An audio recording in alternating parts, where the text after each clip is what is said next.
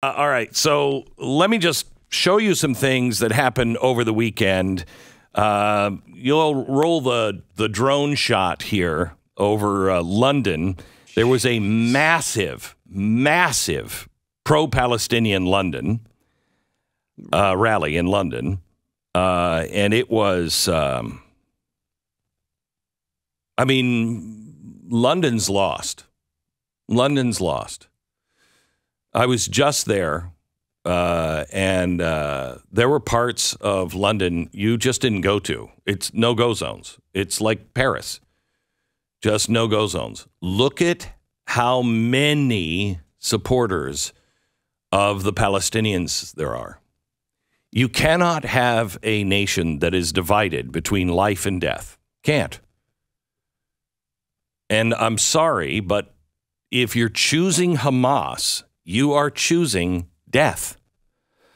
There is no ifs, ands, or buts. It is so very, even, I don't know if you heard this, Hillary Clinton came out and said, anybody who's asking for a ceasefire for Hamas doesn't understand Hamas.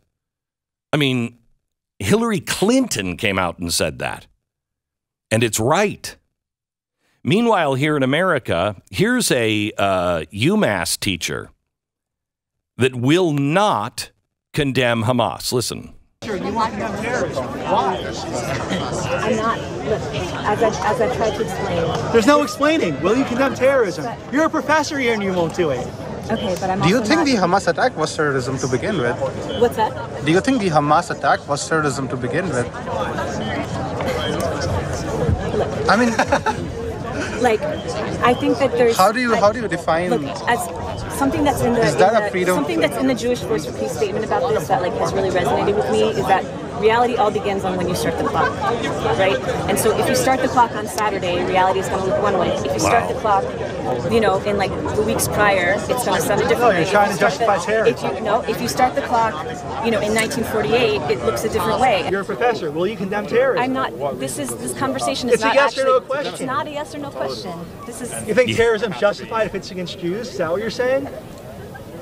So that's putting words in my mouth, as you know. I'm asking you to say yes or no, and you can't do it. Because you're a professor. You're smart enough to know. Okay, stop. This is amazing. This is amazing. It doesn't matter where you start the clock. Somebody that walks into an innocent family's house and guns them down, rapes the children, kidnaps people. I don't care when you start the clock. That's terrorism. Period. That's all it is. It's mass murder. It's psychotic behavior. It is the embracing of death and everything that is evil.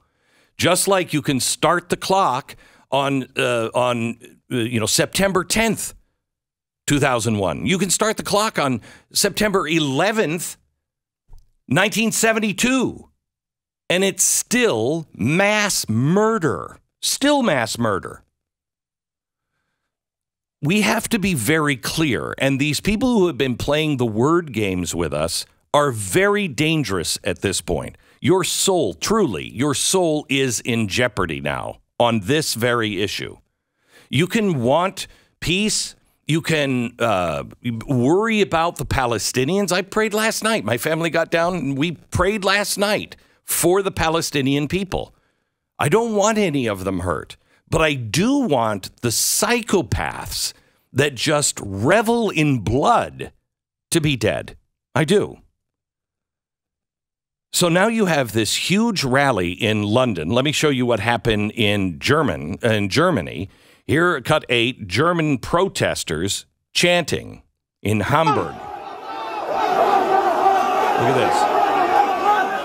Allah Akbar. How do you think this is going to end? This is what happens when you just let anyone in that doesn't share your culture. How do you think that's going to end? In the most disturbing, I've got a few cuts of this. This is the most disturbing. Cut 5. This is from Russia.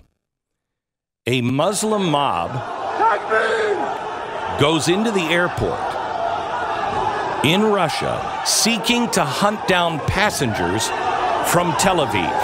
They storm the airport.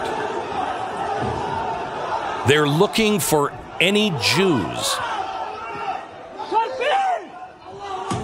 Here is, look at this. Here is cut 6, the Russian mob surrounding and questioning a suspected Jew. I'm Dagestan. I'm a Uzbek. Hey, make sure no one walks past us. Are you trying to mess with us? Calm down. I've got his passport. So this guy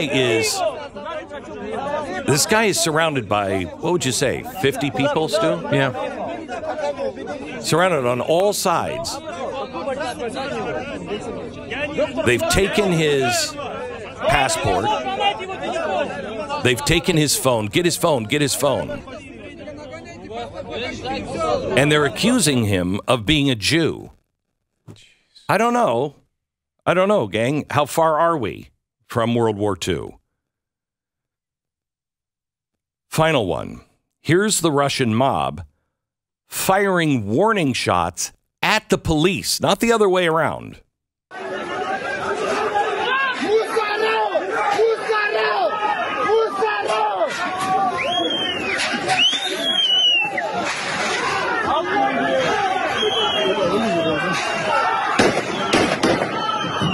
That's the mob shooting at police, trying to get them to abandon their post at the gate to the airport.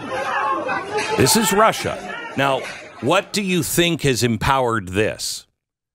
This is empowered because Vladimir Putin met with the leaders of Hamas. I think it was Friday. Hamas released the Russian kidnapped individuals. So they're back at home in Mother Russia. Do you think that maybe Russia is on the wrong side? Do you think you're far from another pogrom in Russia? This is why Israel exists, and it must.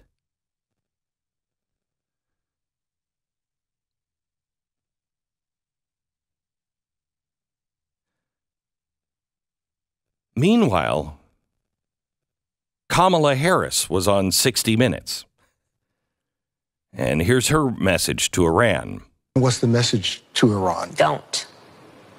As President Biden said, just don't. Exactly. One word. Pretty straightforward. Oh, I bet that chills them to the bone.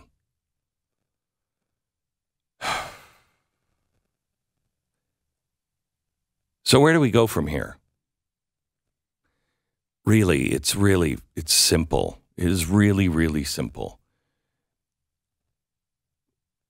For those of us who haven't closed their hearts to the Palestinians or to the Israelis, we haven't closed our hearts because we're angry at everything that is going on. Look at how you're being pushed. How is it in 2009 I was warning about anti-Semitism, that we would see, this is a quote, we would see the hatreds of old rise again. Remember how they used to make fun of me always having Nazi symbols and things on my chalkboard? Maybe now they're beginning to understand why. I wasn't comparing people to Nazis. I was saying at the time, this kind of philosophy comes from Marxism. It comes from collectivism. It comes from do the duty of the society. In societies that are collective like this, mobs are allowed to form like this because it's what's good for the majority. And sometimes the majority goes insane. That's why we are a nation of the individual, not the majority, not mob rule. But look at how the mobs have gathered around the left. It's all mob behavior. And like I just said, what do you think that happened? Well, how did that happen in Russia where they'll just throw you off a roof or just shoot you someplace and nobody's going to ask any questions. How do you think you're going to get away with that? With all the airport security and your face on it? You were fine. The state's not going to do anything about it because the state most likely agrees with you. The state can use you as a useful idiot. What has our government done? Every time there's a mob on the street, what happens? They dismiss it. There's no police. There's no FBI informants among those. Have you ever heard of an FBI? Well, we had several FBI informants on the street. I haven't heard that ever. The only time I hear that is when things look a little suspicious for January 6th. If that was a legitimate mob, they all deserve to go to jail. Those who were doing, damage to the building and breaking the law, hurting policemen, which didn't happen. We now know. Thank you, Blaze. So, what are we creating here? I contend we're creating the same exact scenario. Let me give you something that maybe we should pay attention to. I don't know. Illegal border crossers have just surpassed 10 million people since Biden took office. That's our guess. We don't know. 10 million people now have been reported to illegally entering the United States since January 2021. This is the largest number in American history. 10 million people. So you know, that is 3 million more than New York City. 10 million, you're starting to enter Los Angeles territory. You're in one of the top 10 cities in America, top 5 cities for sure in America. And we don't have any idea who they are. Well, we kind of do. Remember, they're all good, hardworking families.